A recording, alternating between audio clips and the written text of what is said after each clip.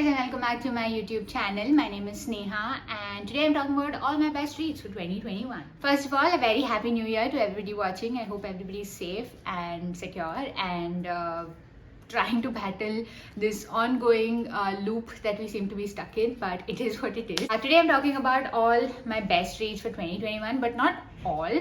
I am going to talk about a few books which have kind of changed the game for me in terms of the genre that they are in. Some of them are in a genre that I've not really explored much before, and the books that I've read has kind of like awakened this interest in that genre for me. So I'm going to be those are like my discoveries for the year, and a few books are in my traditional stronghold favorite genres, but the books are amazing, so I want to highlight them as my best reads of 2021. So yeah, so let's talk about the discoveries of the year. The first genre that I dabbled in more than usual in this year is mythology. I used to have such a deep interest in mythology when I was a child because I grew up in India. There's such a strong culture of myths and mythology and religion and spirituality. A lot of the childhood stories that I was told was actually mythology, was actually magic stories, was religion stories. And we used to get this comic book called Amar Chitra Katha, and they were comic strips of all the famous myths of Indian culture and history. So the Mahabharata, the Ramayana, and also like the side characters in both of these, the great epics, and also other stories in Indian mythology and Indian religion. I used to love those books. I would collect them by like the bundle. I used to keep reading them. I used to beg my mom to tell me more stories of what she used to hear from her mother and things like that. So mythology was always very special to me. I grew out of it, sadly enough. I never went back to mythology the way I was so interested in my childhood. So the one book that changed the game for me, and the one book that is forever going to be a favorite of mine, is The Song of Achilles by Madeline Miller. This is the story of Achilles, the famous Greek hero.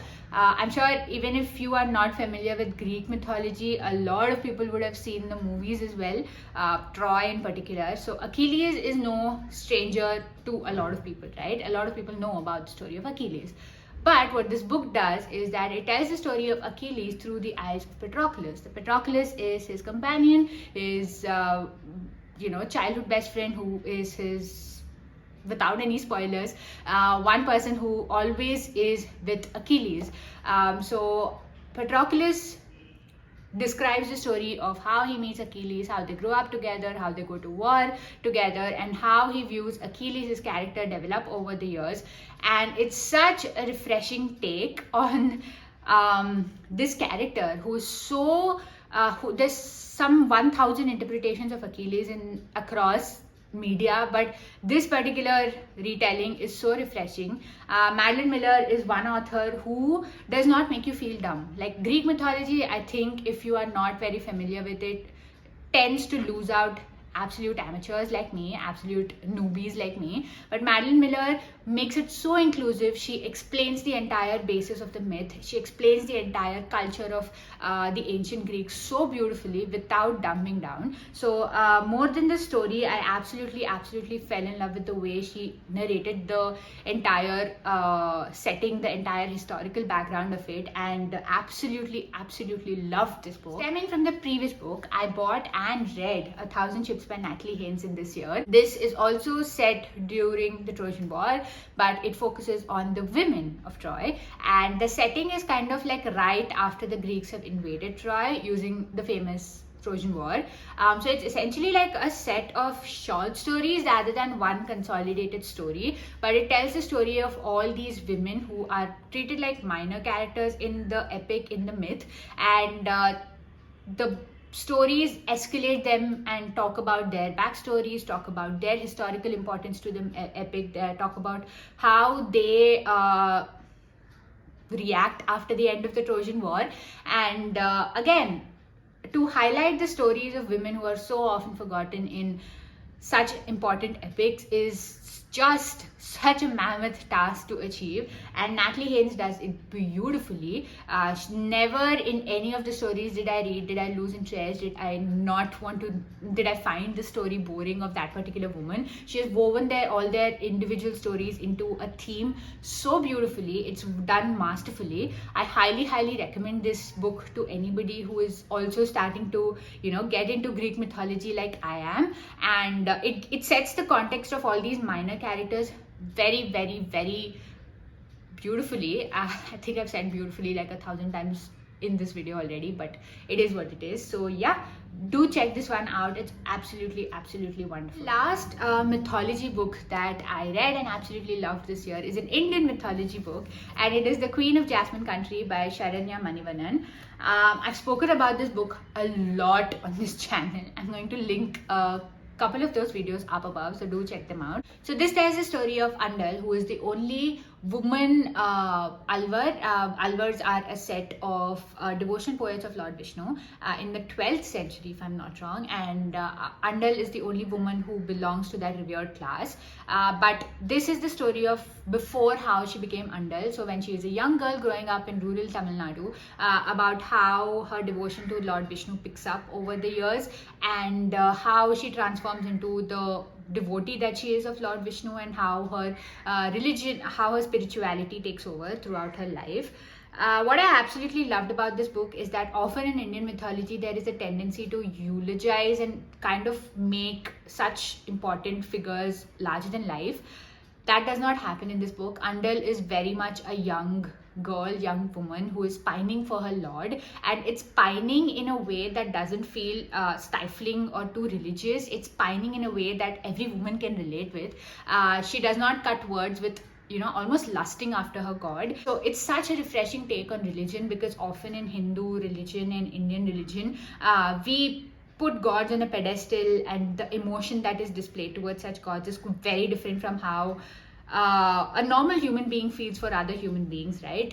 They are that kind of emotion is quite differently portrayed, but this is so refreshing in terms of how it portrays her lusting after her god, and it's so refreshingly feminist, that very much needed in today's times. But absolutely love this book. I can't wait to read more of Sharanya Manivannan. Again, another author for me for sure. Another discovery of this year is not exactly a genre, it's kind of like a theme, and the theme is books about books. Whenever I read books which talk about reading books, which talk about stories, which talk about literature, it feels like I'm reading the words of a kindred spirits, and it makes me feel so warm inside. Like I can connect to what the author is saying on such a deep level that it feels like a warm hug. It feels like an accepting welcome into this realm, and I absolutely love that. And it all started with one book which I read this year, and that is 84 Charing Cross Road by Helen Hand. This is set right after the Second World War, when Britain is still facing a lot of war rations, and the author is interested in reading books, reading classic literature, but she can't afford them firsthand in New York. So she comes across this ad for a bookstore which says that they sell secondhand books at reasonable rates. So they start this correspondence where she buys books from this bookstore, and she also sends like little gifts for the owner, and she also develops a friendship with his family and his staff members. So it's just a series of letters. They talk about friendship, they talk about kindred spirits, they talk about books, and it's so wholesome. I read this entire book in the course of one lunch break, I think, because I just could not put it down, and I kept reading and chuckling and laughing and eventually crying, because the ending is very heartbreaking. But I absolutely loved this book, and it awakened this interest of collecting books about books for me, because it's just the best feeling in the world when you relate with what the author is saying on such a deep level. Like I said, it's like meeting a kindred spirit but in words. So yeah, Moving on to my traditional stronghold genres and my favorite books in them. The first one of those genres is literary fiction. I love literary contemporary fiction. It gives me this ability to view people in different perspectives, and that's one of my favorite things in the world. And the two books stand out far and above the rest for me in this year, and both of them I read so late in the game. One I read like a couple of days before 2021 ended, but let's talk about that one later. The first book that I absolutely loved is Writers and Lovers by Lily King. I haven't talked about this book on this channel because I read this only a couple of months ago, I think. But this is the story of Casey, who is an aspiring writer. But when the book starts, she has already gone through a lot. She loses a mother who is a very close influence to her throughout her entire life. And she also ends a very serious relationship. So she's kind of still in that grieving stage when we are first introduced to her. She is now a waitress at a local club, and whenever her shift ends or whenever she goes back home, she tries to write, but she's facing writer's block, and she's not able to write that book that she's meaning to write for so many years. In this process, she meets two men. One of them is older, who's already an established writer, who already has a family of two young boys. He makes her feel special. He makes her feel comfortable. He makes her feel safe. But there's nothing like special about the relationship. It's all like, a solid line.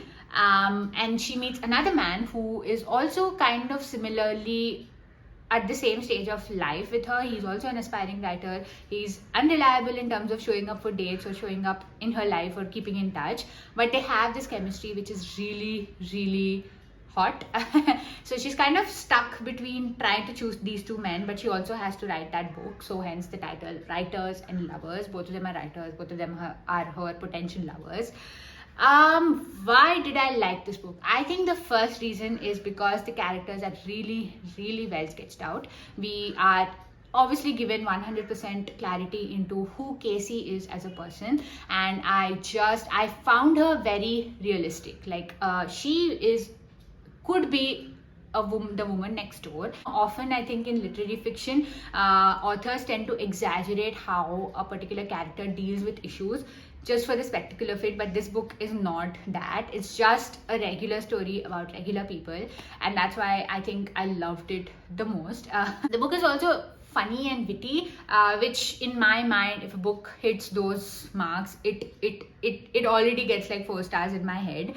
But because of just how well the characters are done, this book is a 5 on 5 for me, and would definitely looking forward to read more of Lily King. Then the next book I finished, I think a week before 2021 ended, and that is The Mothers by Britt Bennett. So late into the game, I added a favorites to my list, and a favorite which trumped all other potential candidates. I read The Vanishing Half by Britt Bennett, I think in 2020. Really enjoyed that book, but I had always heard that The Mothers, which is Britt Bennett's debut, is so well done, and I absolutely agree. This is the story of Nadia Turner, who gets pregnant in her senior year of high school by the pastor's son, whose name is Luke. That one mistake and the cover up after that impacts them throughout their life, and also entangled into this web that they create. The web of secrets is Nadia's best friend, whose name is Aubrey, who is a God-fearing member of the same church that they all grew up attending. Nadia's father is a widower. Her mother dies of suicide, and he is not very involved in her life because he fights through his grief by getting involved with the church, and he becomes like this well-established member of the community, and he no longer like has time or interest for Nadia's life, is how she views him.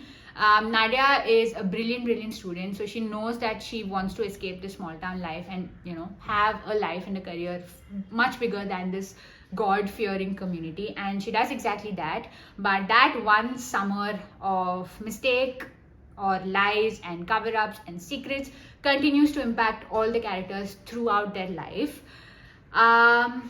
Secrets have a way of revealing themselves is the main undertone of this book, but just the writing of this book is so beautiful. It's so hard to believe that this is a debut, because Brit Bennett has this way of weaving innocence and betrayal and beauty and secrets and friendship and love and grief and just so many different emotions so beautifully, and she presents this in this story which is absolutely riveting. So the reader knows all the secrets, right? The reader has like the eye in the sky. The reader knows exactly what secrets each character is hiding, but the other characters don't know. But you're hooked to the book to know how the other characters are told, or these secrets get revealed to them, and how will they react and what will change. And it's just so beautifully done. It's the work of an absolute master. I agree, The Vanishing Half is a great book, but this one is an amazing book.